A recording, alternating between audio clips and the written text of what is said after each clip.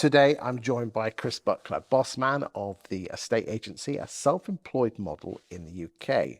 Chris used to be a market centre boss for Keller Williams, and in a 180 turnaround, I'm asking him what other self-employed estate agency models does he love and what he loves about them.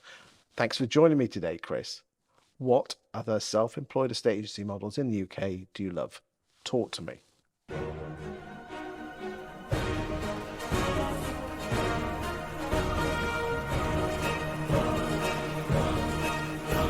So there's so many great models they are, and what's great about this space, it's evolving. Everyone's finding their feet. People are looking, what's working, what's not, and there's some incredible models out there that are going to continue to evolve. So Ian at Avocado, his socials and the way he presents himself and his love for his agents and the things he's doing, brilliant.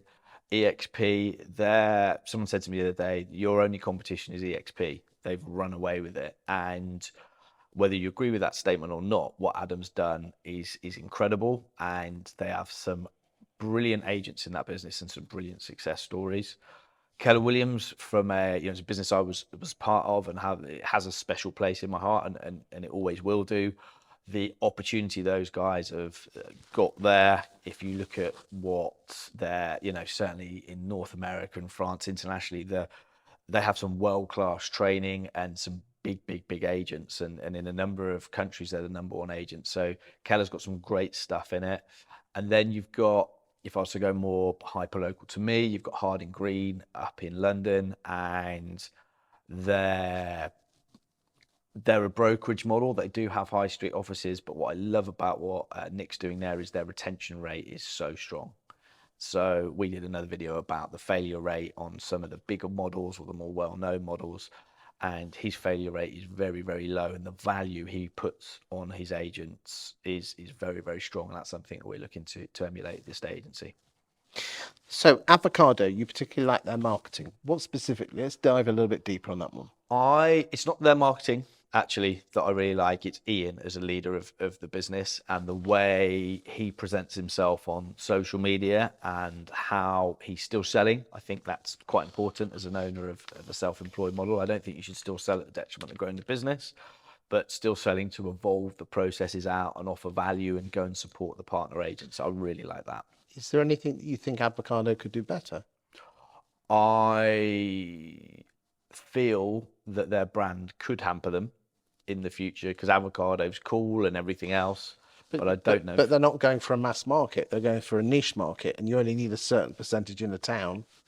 I think it's cool. It's funky. I like the fact they're different. They wear hoodies, all of that.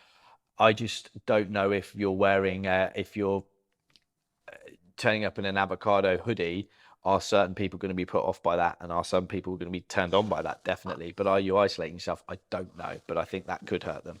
We're going to have to agree to disagree on that one, because I am a big fan of them, and I think they are niching down, and there's a certain type of vendor that will be attracted to that. And because most of their self-employed agents are all over social, you know exactly what you're getting. Okay, let's go to Keller Williams. What would you specifically like about those guys? Let's dive down. Was it more the training and development, that sort of? Yeah, the training and development for growing an estate agency business and evolving as an entrepreneur and as an individual, certainly the stuff I was fortunate enough to attend in the US is arguably the best in the business. There's no doubt on that. What would you improve about Keller Williams? There's so much gold that I mentioned in the US, North America, France, that I think could be bought here quicker. And I mean, it's not my business to say what I'd improve on. What I would say is they have lots of opportunity to really dig into what Keller Williams is and evolve out. What do you like about EXP? The rate in which they've done it and the culture of the agents behind them. And what would you improve about EXP? I personally don't like either American brand. I think. Would you know it's an American brand though? I wouldn't think it was British looking at the aesthetics, no. Okay. But what does that really matter? Because I've got boards with pictures of I love the the people. Really, Personally. the boards are incredible, but from a brand awareness point of view, Come on, do you not like that's the boards? that. Well, it's just a logo. It's just a logo, mate. No, I disagree. I think agents want to be part of a brand that they're proud to be associated with. Yeah, but a lot of EXP are very proud of they work for EXP. Okay, some have got the word bespoke next to it, which is keeps them happy. Go for it. EXP have done incredible things. Do I think the agents with EXP, if they didn't know who EXP were, and they had 5 different brands next to each other, do I think they would pick the EXP brand first? I don't. But we're in a people business, aren't we? We are. So We are surely indeed. it's all about the personal brand, powered by EXP. Indeed. But from an end user point of view, I think so. One of the reasons we came up with the name of the estate agency is we wanted a brand that agents could sit on top of, and it would lift them up. It wouldn't compete, but also But that's what if I had Adam Day here, he'd say exactly the same. he would, but also which was memorable and would work for SEO and everything else, right? So there's a rationale why we went with a British Racing Green and the estate.agency as our web address. I actually Googled it when I came up here to see where we'd rank because we're in Grantham and most of our agents are Southeast specific. So listen, it's not a bad brand at all, but I would tweak it slightly, or it's one of the things I think they maybe could improve on. You said finally Harding Green. You particularly liked the way that the agent retention was there, and they gave a lot of value. What did you mean by that?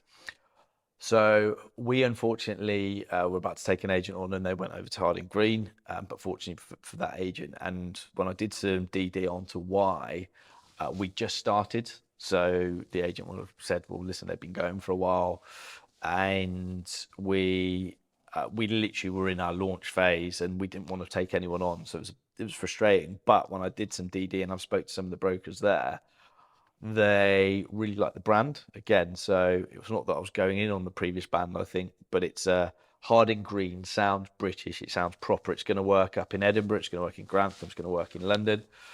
And the marketing and support that those guys are given is really, really good. And what they try and do is bring something out once a month that's new and will help the broker.